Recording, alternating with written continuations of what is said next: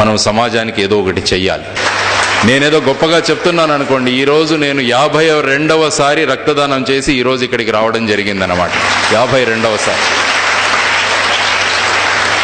ఎందుకంటే నేను మొన్న ఒక తలసీమియా సెంటర్కి వెళ్ళడం జరిగింది. తలసీమియా పేషెంట్స్ను చూడడానికి వెళ్ళడం జరిగింది హైదరాబాద్లో. తలసీమియా అంటే రక్తం ఆ పిల్లవాళ్లలో ప్రతి 15 రోజులకి 30 రోజులకి శరీరంలో ఉన్న రక్తాన్ని మార్చాలి వాళ్ళకి. ఎందుకంటే వాళ్లలో ఈ రెడ్ బ్లడ్ సెల్స్ తయారవ్వవు. కాబట్టి ప్రతి 15-30 రోజుల్లో ఆ పిల్లలకి రక్తాన్ని మార్చాలి. ఆ సెంటర్లో చూస్తే ఎంత దయనీయమైన పరిస్థితి ఉందంటే మనకు అక్షరశః మీకు ఏడుపు వస్తుంది. చిన్న 6 నెలల పిల్లవాడు ఇక్కడ ఈ ఐవి ఈ సూది ఎక్కించుకొని ఆ పిల్లవాడికి ఆ బాటిల్లోంచి రక్తం వస్తుంది, వాడు నిద్రపోతున్నాడు.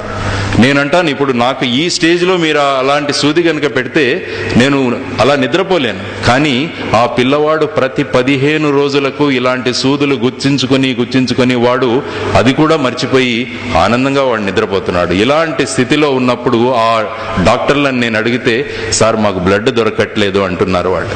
ఇంతమంది నవయువకులు మన దేశంలో ఉండగా, మన రాష్ట్రంలో ఉండగా అలాంటి పిల్లవాళ్లకు బ్లడ్ కొరత ఎందుకు రావాలండి?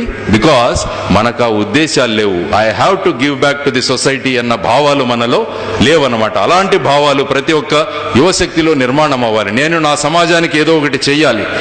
ఏదో ఒకటి ఏం చేయగలరు?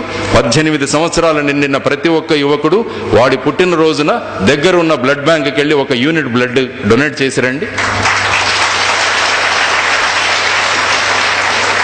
ప్రతి ఒక్క మీ పుట్టినరోజున ఒక చిన్న మొక్కను నాటండి మీ ఇంట్లో, దాన్ని చూడండి.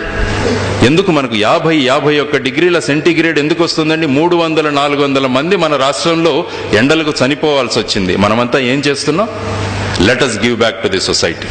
సమాజానికి మనం ఏదైనా చేయాలి. మన వంతు